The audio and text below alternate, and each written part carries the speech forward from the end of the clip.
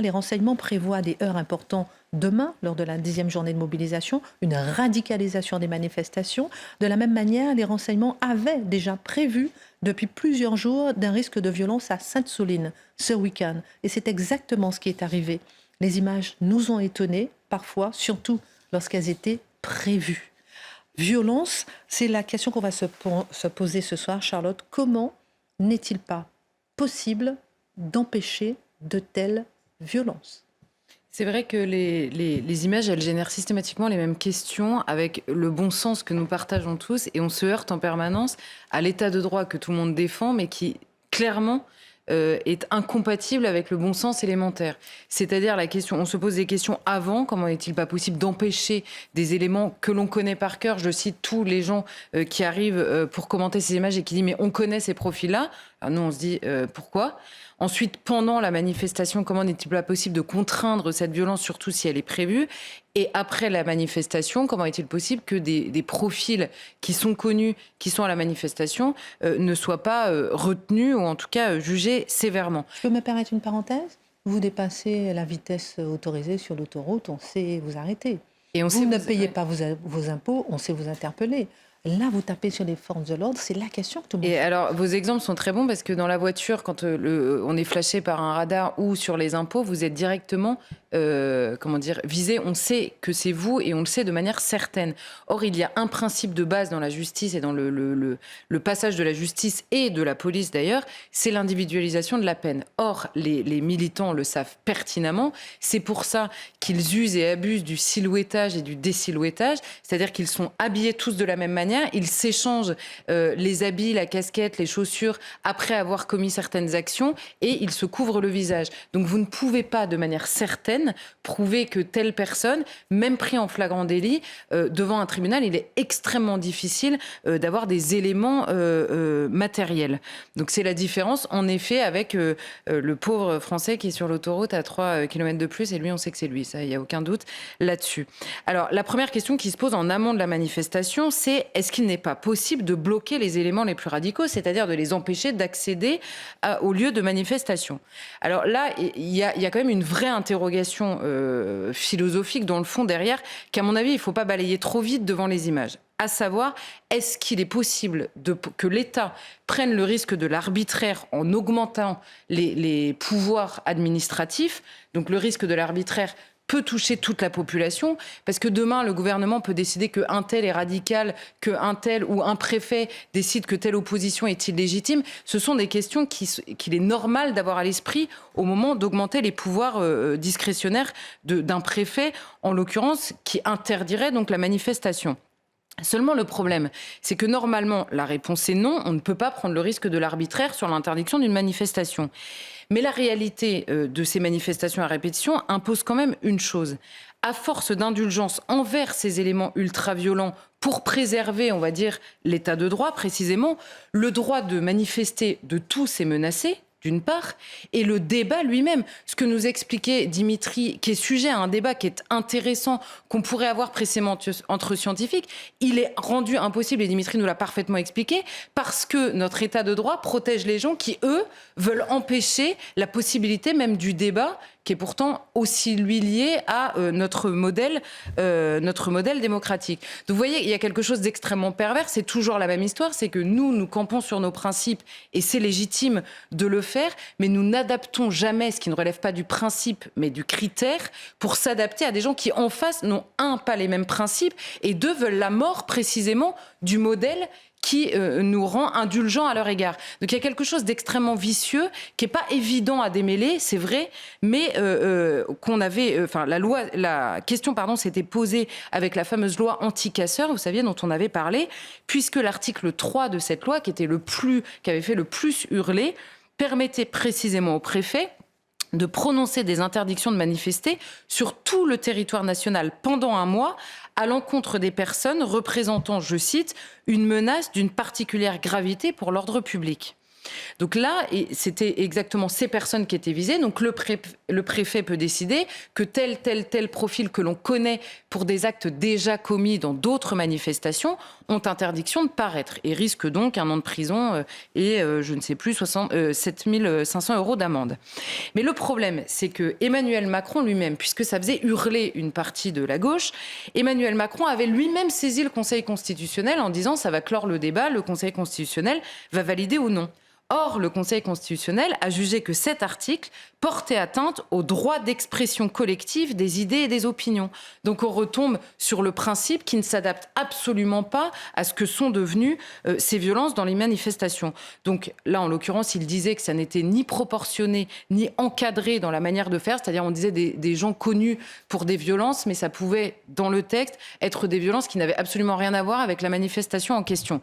Donc vous voyez que le juridisme se cache notamment dans les décisions du Conseil constitutionnel. Depuis, le politique n'a pas reproposé un texte plus précis et donc certains profils sont connus et archi-connus. Le juge peut prononcer avec une peine préalable une interdiction de paraître, une interdiction de se rendre quelque part, mais ça n'est pas du tout automatique et s'il ne le fait pas, il n'y a aucun moyen d'interdire ces manifestants. La deuxième question qu'on se pose, c'est est-ce qu'il n'est pas possible de les fouiller et de les refouiller comme on fait dans un stade où on est fouillé 3 fois ? Alors là, c'est également une question qui a été posée par les forces de l'ordre au moment de la loi anti-casseurs, qui avait pris exemple justement sur la manière dont on avait réussi à contraindre le hooliganisme dans les stades. Sauf que dans un stade, d'abord c'est un endroit clos et il y a une billetterie. Donc vous êtes identifié, vous avez une billetterie, vous arrivez avec un billet. Évidemment, ça n'est pas le cas dans une manifestation, encore moins dans un champ à Sainte-Soline. Donc là, en l'occurrence, la préfète avait interdit la manifestation, donc il a été possible de fouiller. Alors c'est possible si le préfet l'autorise juste avant la manifestation, sauf que là on tombe sur le deuxième problème, la technique est en effet connue. Vous pouvez être fouillé avant, donc vous êtes fouillé avant, mais 3 semaines avant, vous ne pouvez pas mettre tout le département sous cloche. Donc qu'est-ce que font ces militants ? Ils viennent 2 semaines avant, ils cachent le matériel sur place et ils arrivent les mains dans les poches. Et ensuite, différencier un casseur d'un manifestant juste au visage, c'est absolument impossible. Donc ça rend l'appréhension préalable impossible. Avant d'aller plus loin, une petite question subsidiaire, je ne sais pas, je vais peut-être vous taquiner un peu, mais pour les gilets jaunes, ils arrivaient à arrêter certains gilets jaunes ? Alors, ils arrivaient à les arrêter, mais là vous voyez, tout ce qu'on a vu en photo, c'était des fouilles préalables. Donc, il y a des gens un peu moins rodés, on va dire, que les autres qui arrivent avec la hache et le cocktail Molotov dans leur sac, qui se font fouiller, et donc, en l'occurrence, le matériel est prélevé. Mais c'est d'ailleurs ce qu'il y avait, c'est au moment des Gilets jaunes, où vous aviez des fouilles préalables qui sont autorisées potentiellement par le préfet. Ça avait été validé dans cette loi anti-casseurs, mais vous ne pouvez pas vérifier, on va dire, aller visiter toutes les maisons, les lieux de travaux. C'est pour ça que ça fait si peur, notamment dans le maintien de l'ordre. Alors pendant la manifestation, Charlotte Dornelas, on a toujours l'impression d'un affrontement anarchique avec les forces de l'ordre, dépassées par la situation. N'est-ce pas le cas?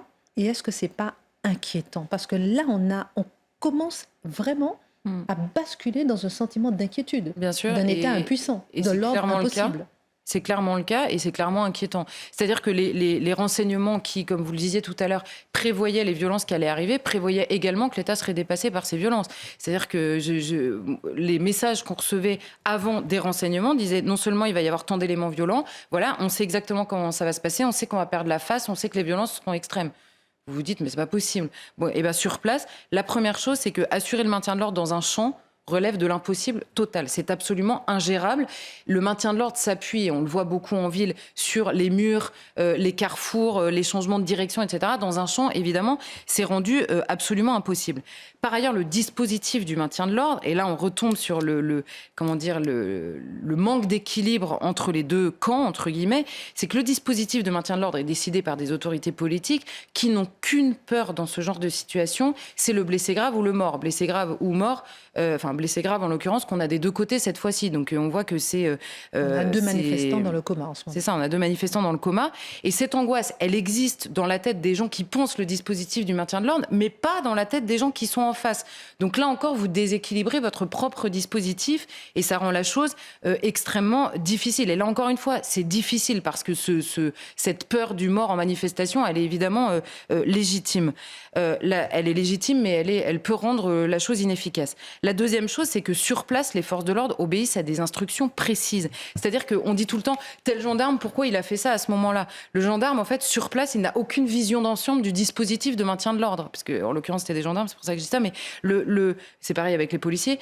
Sur place, lui, on lui dit, vous intervenez ici, il intervient avec des ordres extrêmement précis d'une part, et avec le chaos qu'il a en face de lui, avec l'impossibilité de différencier le manifestant qui est en face de lui du casseur qui est juste derrière, ou inversement, de différencier le manifestant de celui qui va lui jeter un pavé ou une orange, en effet, différemment. Donc ça rend la chose extrêmement compliquée. Et la troisième chose, c'est réussir à sortir les éléments les plus violents, surtout ceux qui sont le plus rodés dans ce genre de dispositif. C'est notamment ce que fait, alors là on rebascule à Paris, mais ce que font les braves M, là, qui interviennent précisément pour aller chercher dans la manifestation les éléments les plus violents. C'est extrêmement difficile, notamment en raison de ce silhouettage. C'est rendu extrêmement difficile parce que les manifestants changent en permanence la manière dont ils agissent, la manière dont ils se vêtissent, et quand en plus de ça vous agissez dans un nuage de gaz lacrymogène, autant dire que c'est compliqué. Dernière question à la suite des affrontements. Charlotte, la situation s'est calmée. Des manifestants sont restés là sans être interpellés. Comment l'expliquer, ça? Oui, alors c'est la question des interpellations d'un côté qu'on juge abusives et de l'autre, les manifestants qui restent derrière. On se dit pourquoi on ne les interpelle pas?